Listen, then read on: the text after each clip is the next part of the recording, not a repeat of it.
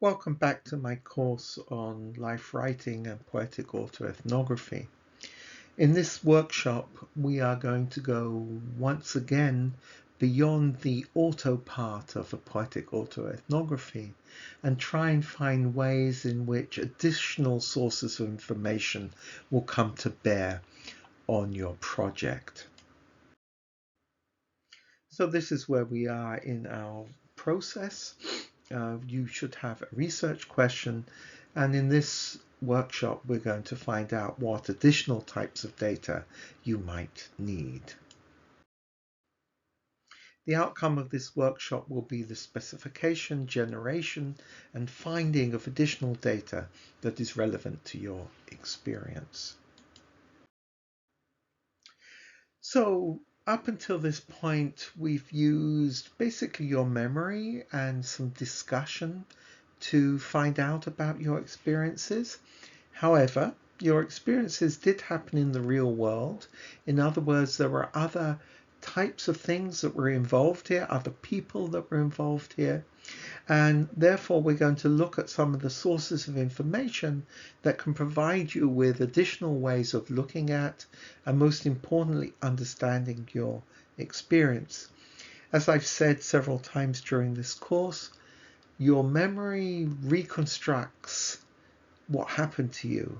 And the further away you get from the experience, the more and more things get added in and sort of fossilized in certain ways.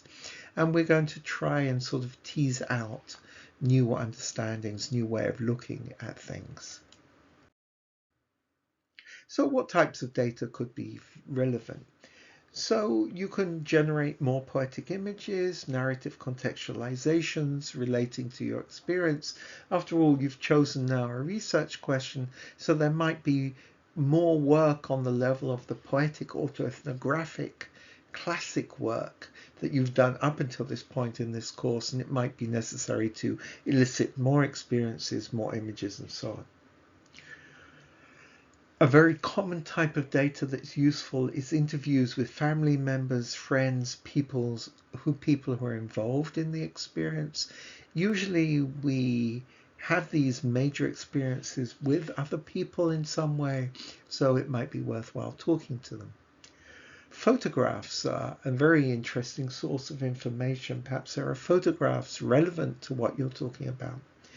Documents, newspaper articles, historical reports.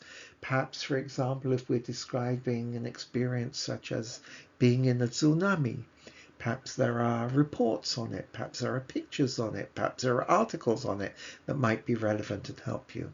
Site visits, actually being in the place where the experience happened, is usually a very good thing to do because it revitalizes, it makes it very concrete. And also academic papers relating to the experience, which you might or might not agree with, but it's worthwhile knowing what people have said about these types of experience. Think about your research question. Think about what additional information you would need. Consider where and how you can collect this information. Make a list and a plan for generating or collecting the necessary additional information. In other words, have a plan of action that will allow you to get at these sources of information. At this point, what you should have is all the things we've seen up until now.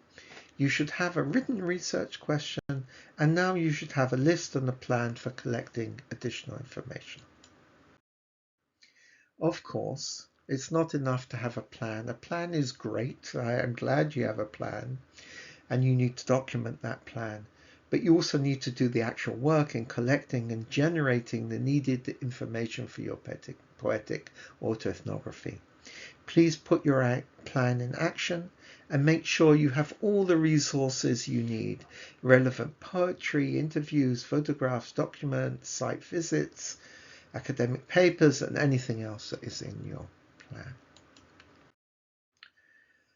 And with that, I'd like to thank you for listening. Good luck as you move into this stage of this process, and I will see you in our next workshop.